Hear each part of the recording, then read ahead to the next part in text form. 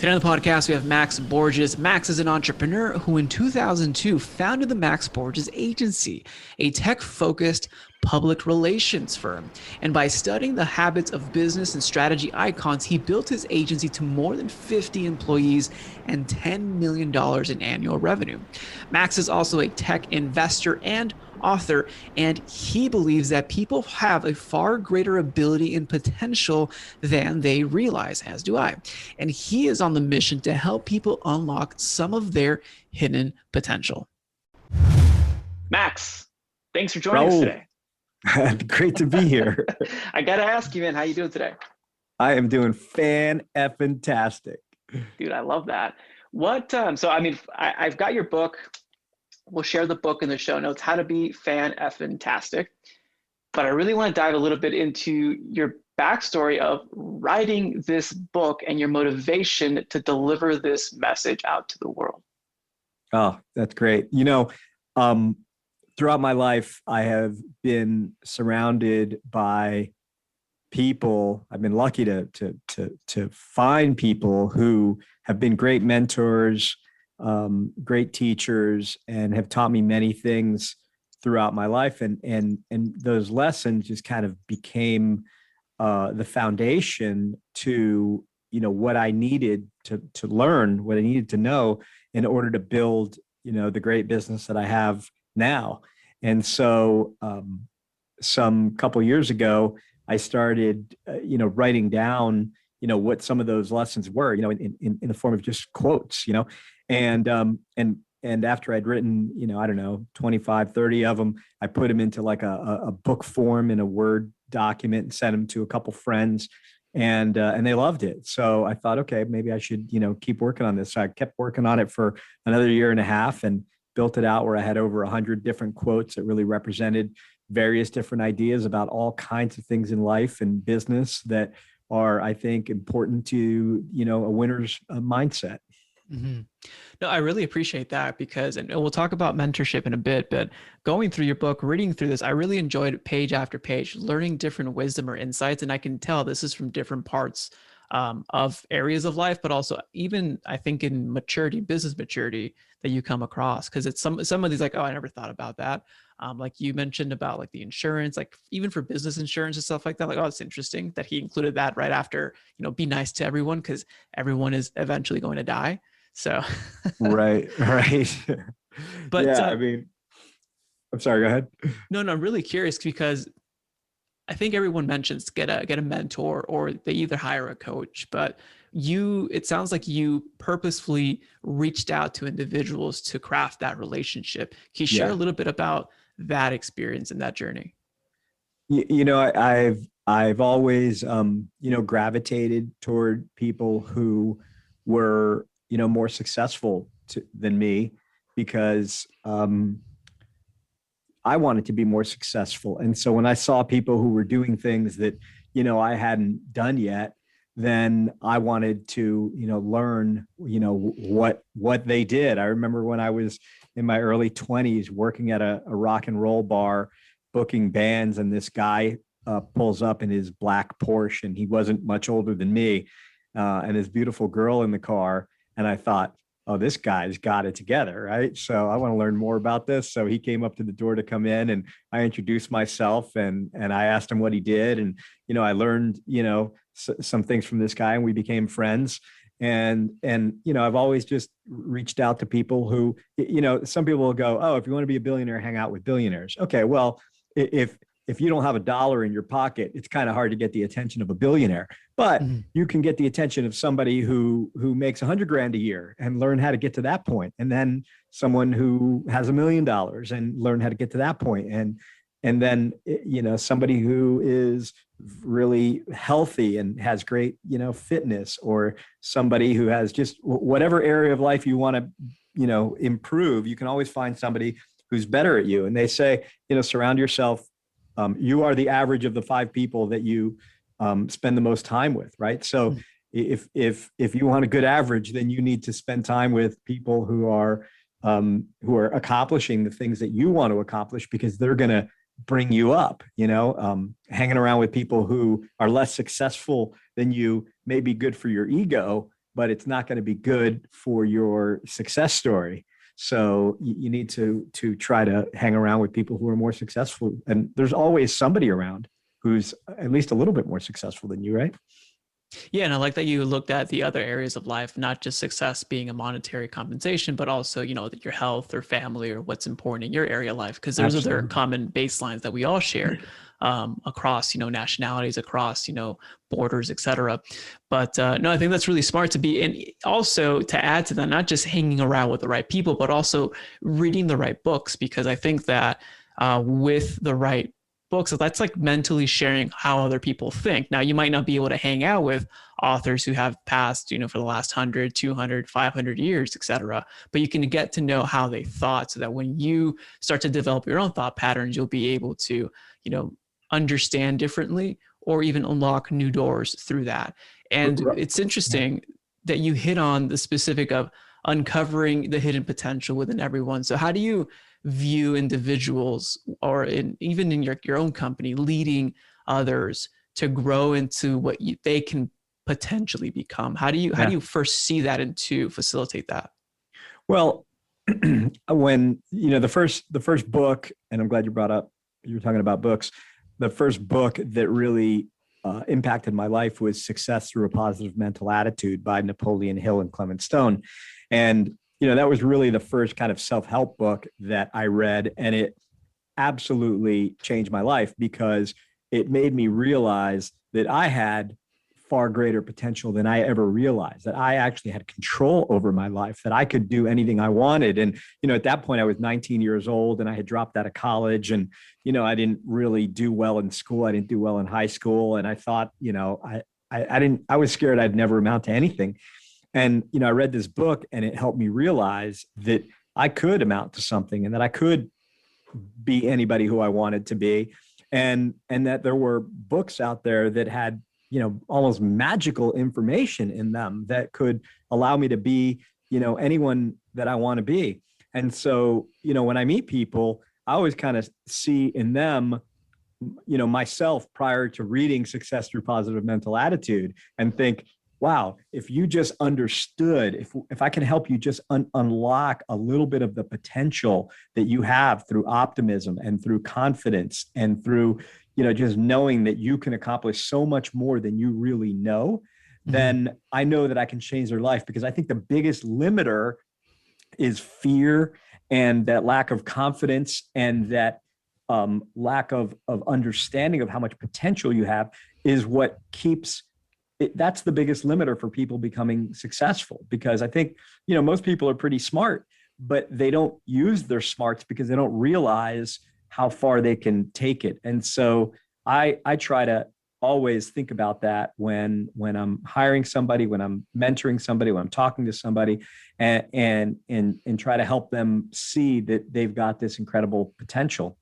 And to add a little bit, onto what you're saying about books, one of the quotes in my book is, life is an open book test. You go to school and what happens? You study, and it's time to take the test. You're not allowed to look at the book. You just have to have everything memorized, and you're judged based on what you can remember at that moment. But life isn't like that. Life is a test, right? You're being tested every day, all the time, by everything that you do, especially if you're challenging yourself. But you get to open up the book. It's an open book test. And so if you don't know what to do with your business, or at work, or with a relationship, or with your health, you can go buy a book on Friday, and by Monday, you're practically an expert. You've got the information and the knowledge that you need, and you can apply it immediately, which I think is so much more valuable than learning in school and going, okay, but when am I ever going to apply this thing that I'm learning in school? You may, but you're not going to apply it immediately. It's so much more exciting and motivating when you can read something and apply it in real time. And that, I'm glad that you brought that quote up, because that actually stuck out with me when I read that specific page, because that's I thankfully am able to interview and talk to a lot of successful entrepreneurs like yourself. And the number one constant is figure it out. Yeah. Always, like the open book concept, like, okay, I don't know the answer, but I'm going to figure it out anyways and not stop. And that, I guess that spirit of figuring things out. I remember when I had that mental breakthrough, I don't know how many years ago, but when I saw like, oh, I can do this, it changed everything. And then it changed the trajectory of not only the career, but the business, so on and so forth. So I like that different metaphor or like explanation of looking at every single problem or opportunity that you have and being able to, well, how can I figure this out? Who do I need to talk to? What do I need to learn? How can I implement this? And I think you touched on, I think, a keystone of how to learn effectively is don't learn everything. Learn what you need right now and then master, then move to the next thing that you need to know. And Oh I think yeah. that makes learning more exciting as well as applicable in the real world. And you're gonna remember what you learned because you actually used it on the spot. If you just keep doing that over and over again. And when I started my business 19 years ago, I was reading books on sales, I was reading books on hiring, I was reading books on contracts, I was reading all these different kinds of, as things would come up, and I'm like, crap, I don't know how to do this, and I would just go buy a book and learn some not just how to do it, but great ideas on how to do things, and then I would read books like Jim Collins' Good to Great, or Jack Welch's the legendary CEO of GE, Straight from the Gut, and there would be all these great business ideas in there that I could apply to my business. And I'd be going into the office every day and just probably driving everybody crazy because I'd go, oh, hey, we got to do this thing. I read about this in this book yesterday, but it was all applicable. And those are the things that, you just kind of build on and build on and build on. Another thing that you mentioned in the book, in your book specifically, was, focusing on the experience and just the monetary. Like when you're getting a job, get a job for the experience, or join a career for an experience as opposed to the money they're getting paid for. How have you crafted those kind of experiences for your teams? Because I know that you grew, to over 50 people and, the revenue to support that. But I know that also takes intention with your culture and leading people and driving that kind of growth. So did you set that kind of experience with your team? Yeah. Well, I can tell you how I did it myself. I had, the last job I had before I started this business was working for a company called Mars Music, and they were a chain of musical instrument superstores that was started by one of the founders of Office Depot. And I went to work for him. And when I started working at that company, they only had 3 stores. And by the time I left 4 years later, they had 53 stores. So I got this incredible experience in those 4 years of how to grow and scale a business. And during that time, they gave me a bunch of stock options. And I thought the stock options are one day going to make me $1 million.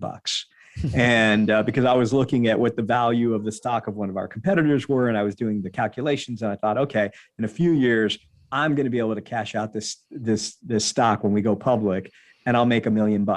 Well, 4 years later, the company goes belly up.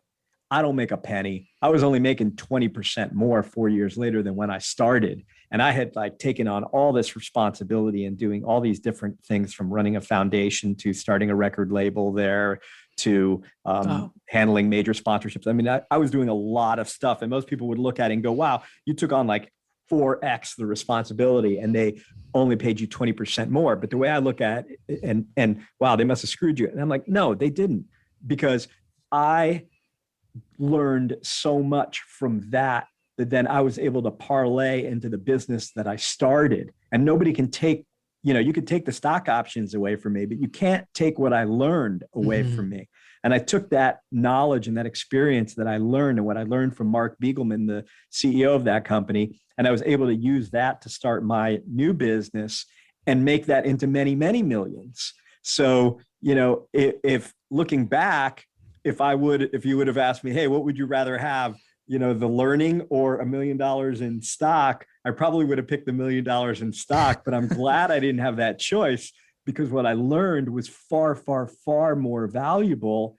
And so that's what, I say to people when they're looking for a job. And, I don't typically say that to people to come work for me. I pay people well, and able to pay people well, but they get to have their cake and eat it too. They get paid well and they get a great experience working at a company that's a high performing organization that they can learn a lot from.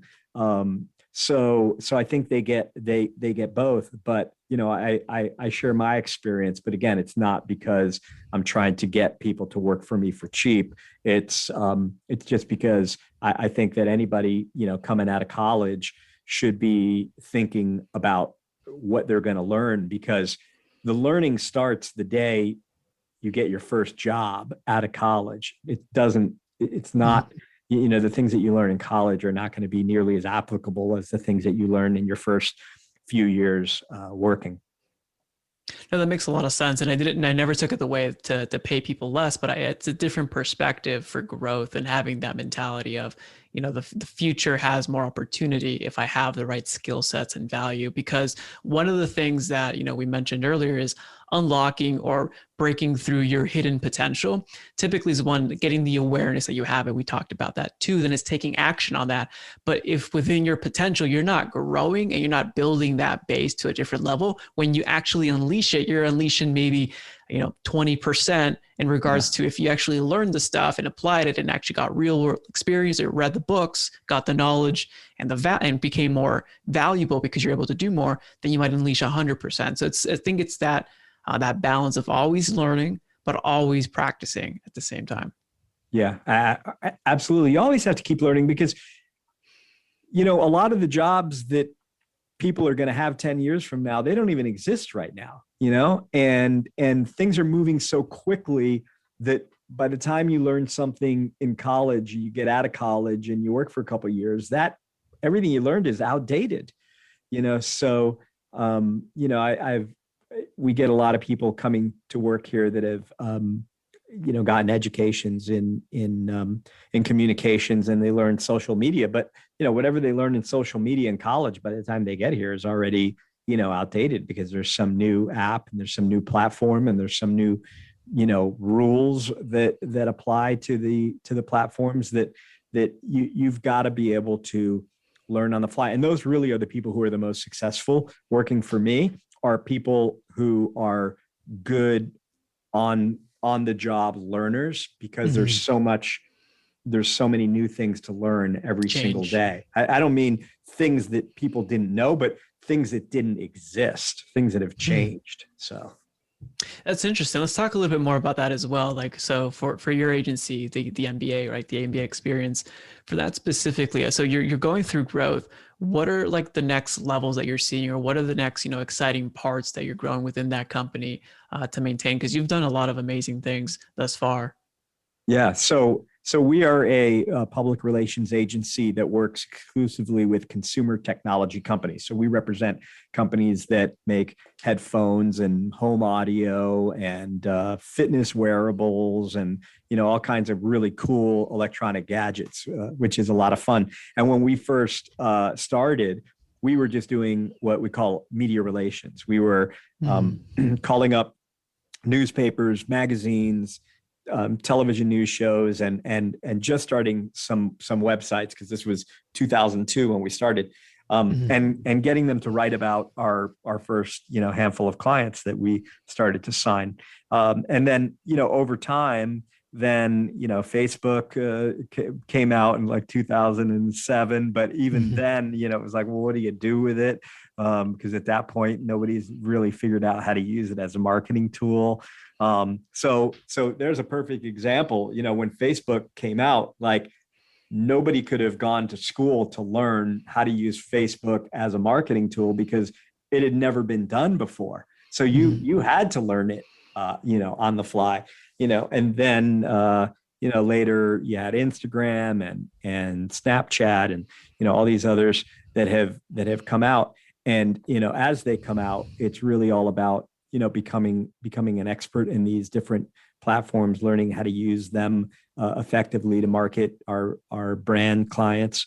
And so, that it's really not that complicated, but it's a shift in mindset from learn what you have to learn and then put it into action, to kind of learn action. Like you're just It's like a always cycle. learning, and yeah, and you you never learn it all, because by the time you've learned it all, something has evolved and changed, and there's more to learn. So you've got to learn what you can, and then work with what you got, and keep learning along the way, and keep adapting and changing and evolving every step of the way. But you kind of start running, even before you know exactly where you're going. It's kind of like getting in the car and driving somewhere before you have the directions, but you know the general direction that you're going. So you start kind of, I know I'm going north, so let me just get in the car and start driving north, and then we'll figure out the exact directions, as we're going.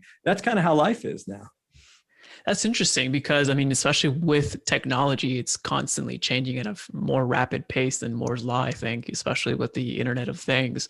So Oh, yeah. being able to have, I guess, more of a, it sounds like a philosophy and a framework for driving in the right direction, but at the same time, patching the things together to get this specific outcome or the ideal outcome that we're looking for within the company with our clients. Yeah, yeah, absolutely. It's nonstop. And look, even for me, I'm 54 years old now. I still read every day. I'm in two different book clubs.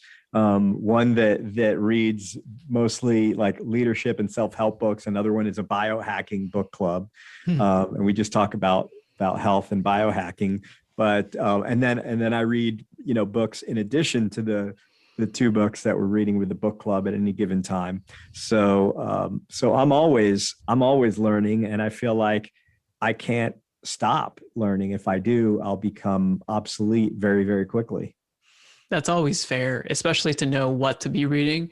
And like within your, like for our listeners, whatever your industry is, to make sure that you're reading to the periodicals, the magazines, the newsletters, top thought leaders within that industry, even just going on LinkedIn because they're always posting, but also the books within that industry, trends that might be happening, as well as what happened 50 years ago, or what are some of the principles that you can learn so that when these changes happen, you can understand kind of like, okay, this is where it might be heading and be able to forecast. You might not be right, but that's okay to be able to head at least in the right direction.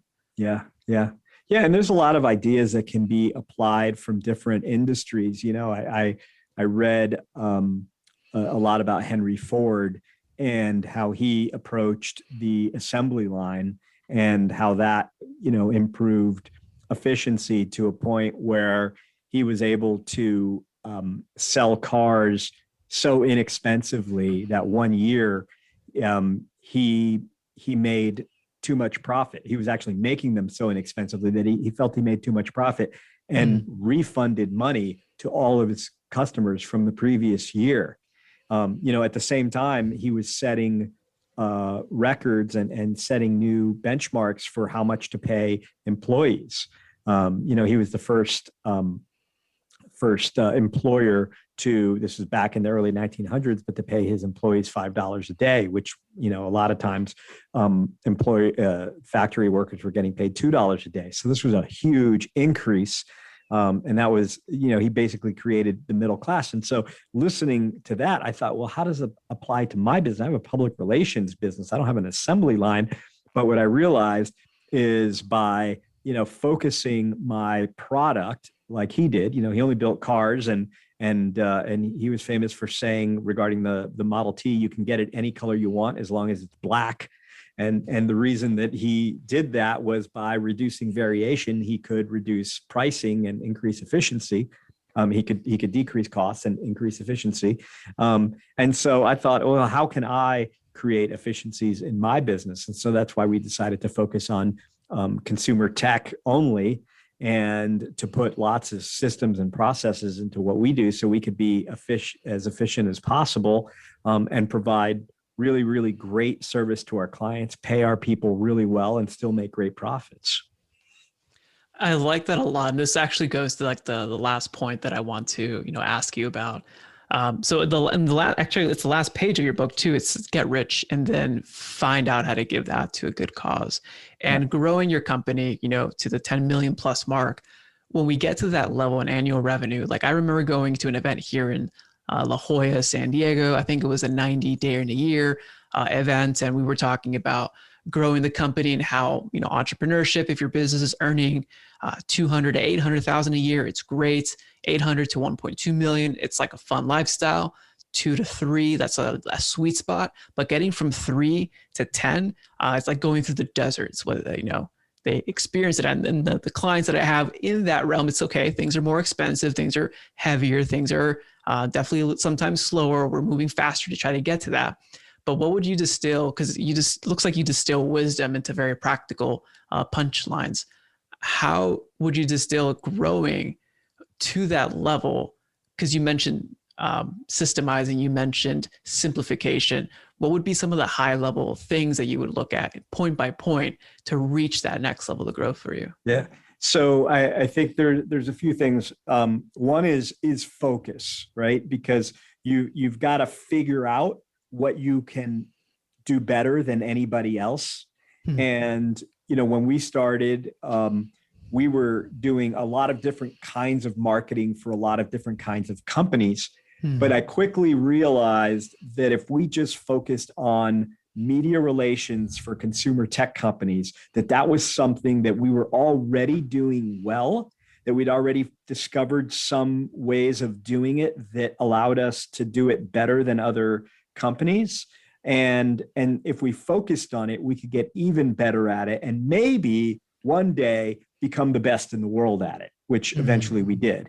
And so by focusing on what we could be the best at, it did a couple things. One, it facilitated us putting systems and processes in place, because you can't put systems and processes in place if you're doing something new every single day. You put systems and processes in place for things that you do over and over and over again. And so we've really resisted any need to vary our service too much. So our reports for clients are all use the same template. The way that we launch products uses the same 42-step plan. There's a lot of things that we do that are the same for every single client. And what that does is it makes us way, way, way more efficient. Now, somebody would say, yeah, but then, you're not very creative. Actually, we're more creative because it gives us more time to be creative when creativity is important. It's like, when you build a car, the creativity goes into the design of the car. You're not designing a car every single time you build a single new car. You design it once and then you replicate it over and over and over again. So we try to put that same kind of thinking into what we do. So focus, systems. Then I think it's important to look at what kinds of people bring value for your focus. So for us, when we first started, I just happened to hire, a sales guy that did PR for us the first time, did media relations. And I quickly learned, salespeople are really, really good at media relations because they're great at sales, and media relations, calling up media and asking them to write about these products, is similar to sales. But it's easier because there's no financial transaction. And so my first few employees were killing it. So I hired more salespeople. And so hiring people that have certain kinds of skills that really support your value proposition is very, very important. And the more you hire of them, the better. The last thing that's important is that you pay people the same way that you get paid. A lot of business owners say, oh yeah, I can't get people who are dedicated, who are committed. And these millennials, they're so lazy and, complaining, blah, blah, blah. It's all a bunch of BS. The problem is you're getting all of the money and you're the one who's incentivized to grow the business, because the more successful the business gets, the more money you make. But they're just making a salary. And if they're lucky and you deem them to be a quality employee, then they're going to get a small raise. But when you can incentivize them by paying them based on what they're responsible for bringing in the business, and show them that the more that they can impact the business, the more money they're going to make, then they're going to start acting like a partner instead of like an employee. And I think that's really important, is to get creative and find ways to financially incentivize employees, especially in the beginning, to feel like a partner. It doesn't necessarily mean you have to make them a legal partner of the business, but you got to make them feel like a partner by paying them for the success and sharing that. And what you'll find is, at first it sounds like that would be very expensive, But when you create this kind of partnership atmosphere within your organization, it actually will make you more money than you can imagine, because the level of output that you'll get from people is incredible, and it doesn't come at the expense of their happiness. They'll actually enjoy working and succeeding with you so much more than if you just pay them a salary and they don't work quite as hard.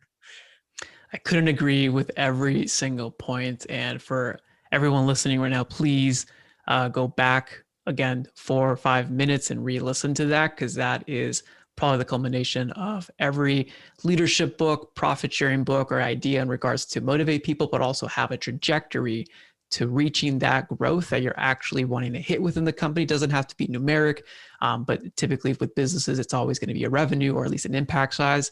But definitely highly encourage our listeners to re-listen to that. But Max, for everyone listening today, what's the best place for people to go to thank you for this episode, but also learn more about you?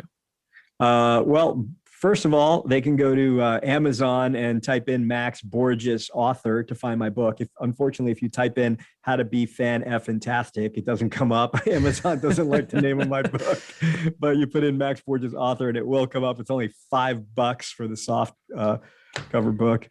Hardcover is 20. And then they can go to maxborgesagency.com to learn more about my business. And those are the two best places. We'll put those links in the show notes. Max, thanks for being on, man. Thank you, Raul. It's been fun.